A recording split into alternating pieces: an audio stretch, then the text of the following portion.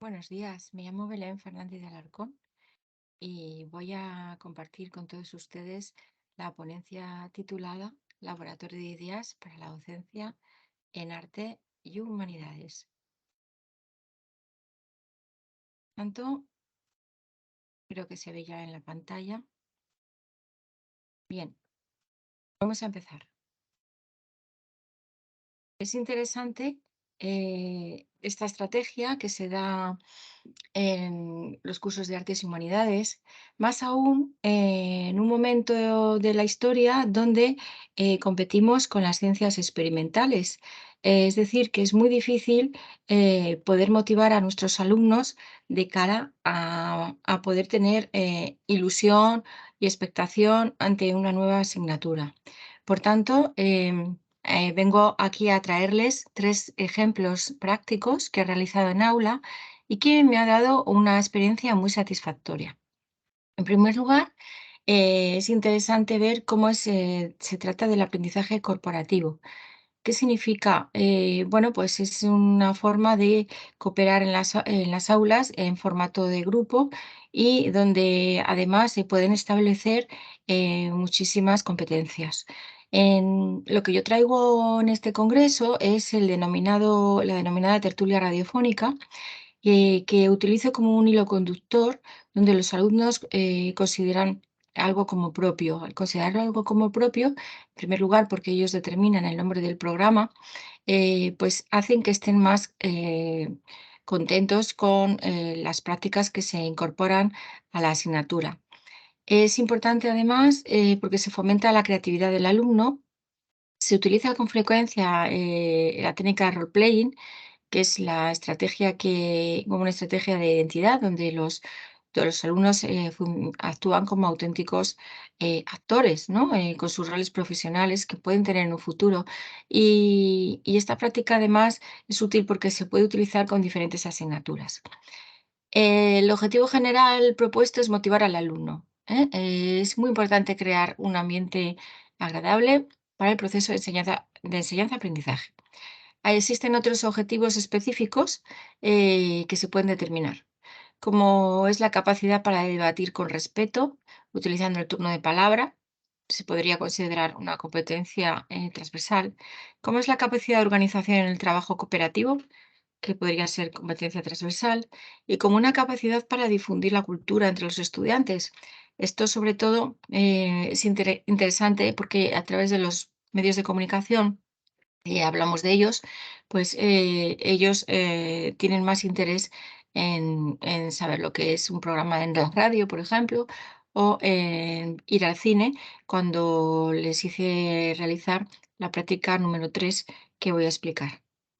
Es decir, se trata en realidad de una estrategia que puede determinar resultados muy satisfactorios.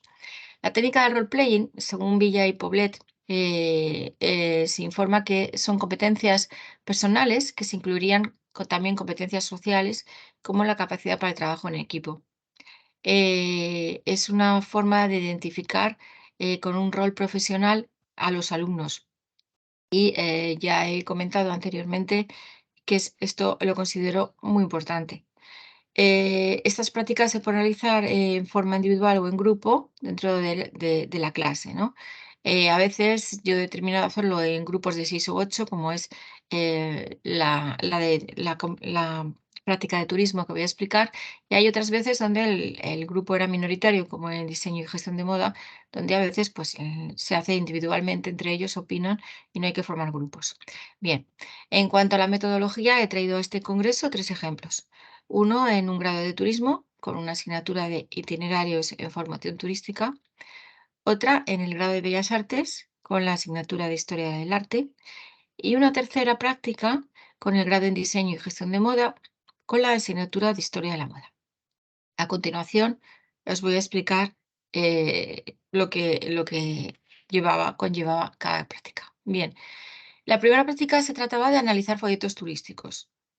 Previamente se informó de lo importante que era tener un folleto turístico y el valor o el beneficio que se consigue con ellos, ¿no? Porque es un instrumento de comunicación y de promoción de los destinos turísticos y tiene que estar de forma psicológica, por así decirlo, muy bien realizado, con lo que era el contenido, el color, etcétera.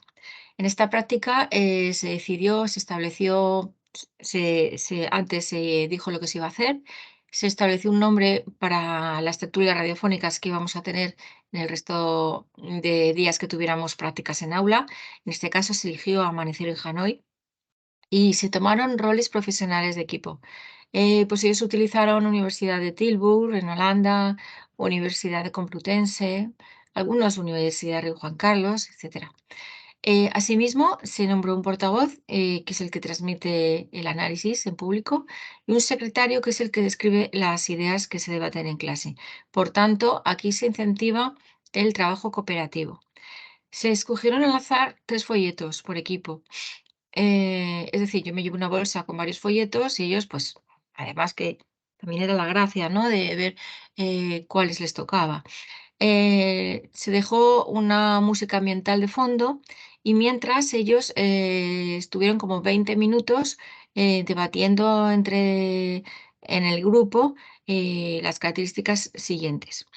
Bien, en la pizarra se puso el folleto, les ha llamado la atención de alguna forma porque el contenido, color y formato es el más adecuado para publicitar el destino. ¿Por qué? Es decir, siempre existe una capacidad de razonamiento y de análisis. ¿Qué cambiarían? Con lo cual, aquí hay una capacidad de rendimiento del contenido que se da en clase.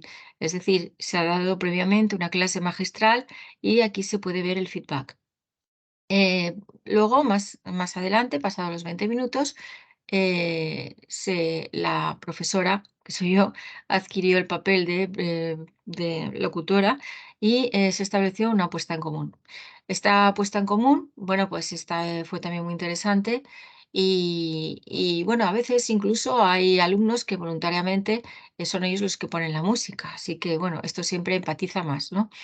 Es interesante ver cómo los portavoces explicaron lo analizado y a la vez entre ellos, siempre respetando el turno de palabra, competencia transversal que he comentado anteriormente, pues determinaban si estaba bien dicho lo que decía un grupo u otro. Finalmente, bueno, se decidió realizar un tríptico por cada grupo, que les gustó mucho la idea, para ofertar y simular los destinos turísticos. El criterio de evaluación en esta práctica del folleto era hasta un 10%. Hay que tener en cuenta que en esta asignatura existió además un 60% que era el examen escrito, un 30% de un trabajo en grupo que se había pedido el primer día de clase sobre un itinerario a realizar. Aquí pueden ver ustedes cómo es el anverso de un destino de Holanda inventado por los alumnos en forma de tríptico. Bueno, como ven, no faltaba nada de lo que es la comunicación en redes sociales. Esto fue hace algún tiempo, con lo cual ahora mismo se tendría que incluir el lector QR. Y vemos aquí el reverso de un destino inventado por los alumnos. Bueno, es el mismo folleto, pero por la otra parte. Bien, la segunda práctica se denominó tertulia radiofónica también, pero simulada en un taller de radio. El taller de radio era real, sin embargo, no se salió al aire, como se dice, es decir, no fue en directo. En esta práctica hubo menos alumnos porque se realizó en la Semana de la Ciencia, por lo tanto, siempre los grupos son menos numerosos. Lo interesante es que se realizó en el propio taller. De hecho, algunos después de esta práctica me dijeron que les había encantado la experiencia y que querían trabajar en la radio de la universidad. O sea que imagínense ustedes eh, la satisfacción que tuvieron. Lo mismo, se puso música de fondo, me ayudó una compañera y bueno, yo mientras estaba con ellos hablando. Las preguntas que se hicieron, bueno, ellos llamaron a este programa El arte tras la cámara, porque se iba a hablar del cine, ¿no? En gran parte. Bueno, las preguntas que se hicieron fue, ¿crees que el arte ha influido en los directores importantes de cine tras la cámara? ¿Cómo, y los diferentes estilos artísticos? ¿Hay películas barrocas? ¿Hay películas de vanguardia? ¿El cine es considerado el séptimo arte? Sí, no. Había algunos que decían que no, otros que sí. ¿Por qué? Es decir, siempre existe una capacidad de razonamiento. Y bueno, también tan interesante el debate que al final pues acabamos hablando de Star Wars. Bien, aquí traigo a continuación una serie de fotografías del momento y bueno, cada uno de los participantes adquirieron un rol profesional. Yo antes les pregunté mediante esta hoja que veis aquí, que ven aquí, nombre y apellidos, el grado y el rol profesional que les gustaría tener para realizar el programa. Bien, y la tercera práctica se realiza en el grado de diseño y gestión de moda y de nuevo se escoge un título o hilo conductor, ¿no? Bueno, esta práctica la ha realizado a menudo, también con una gran satisfacción por parte de los estudiantes. Y justo en el año 2019 lo llevé a otro congreso, CINAIC, con el título de Cosión del Futuro, un taller para ideas creativas. Ahí se debatió el mejor vestuario, como si ellos fueran los jueces que van a dar el Oscar de Hollywood o el premio BAFTA de la Academia de Cine del Reino Unido. Lo que se hizo este año, en gran parte, supuso ver 2 películas muy importantes. Entre ellas se escogió El desayuno con diamantes de 1961 y María Antonieta del año 2006. En esta práctica, la verdad es que fue bastante interesante.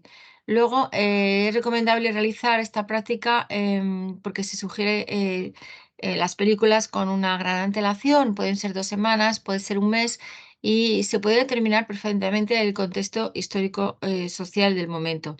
Es bueno también en estas prácticas coger películas que son de diferentes épocas. Creo que esta práctica se puede realizar también en historia y bueno, de los diferentes momentos históricos y demás, incluso no solo en universidades, sino también en el bachillerato, la ESO, etcétera. Bueno, estas son las 2 películas que se vieron, Desayuno con diamantes y María Antonieta de Coppola.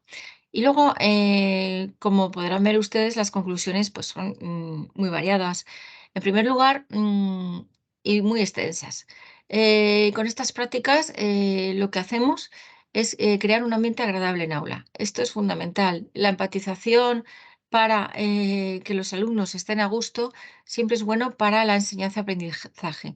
Y en este caso es el trabajo cooperativo. Es interesante también que se realicen los primeros cursos. ¿Por qué? Porque ellos apenas se conocen y sobre todo en la universidad y bueno, mediante este tipo de grupos que se realizan de forma aleatoria, sobre todo en los primeros días de la impartición de la clase, en las primeras clases, bueno, pues se ve que se empiezan a conocer entre ellos, ¿no? Es interesante también ver cómo se puede utilizar como elemento de feedback después de las unidades didácticas, puesto que se refuerza el contenido de la asignatura. También es importante ver la capacidad del análisis y el razonamiento de los alumnos. Se verifica la importancia de la técnica del role-playing adaptada, donde se identifican los alumnos con la realidad profesional. Se aprende la capacidad de trabajo organizativo al trabajar en grupo y se fomenta la cultura al difundir la importancia de los medios audiovisuales.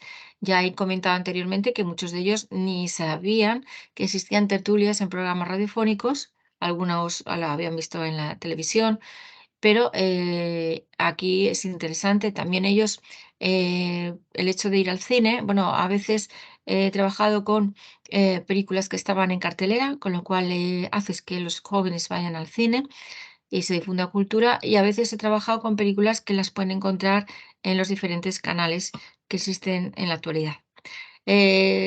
Son prácticas donde se difunde una competencia transversal, como el respeto a diferentes ideas, el respeto a los compañeros, el turno de palabra y la cooperación entre todos los miembros del grupo. Finalmente, bueno, pues la bibliografía se puede ampliar y simplemente, bueno, me parece muy interesante. Y nada, quería darle las gracias eh, por este momento y ha sido un placer. Muchas gracias.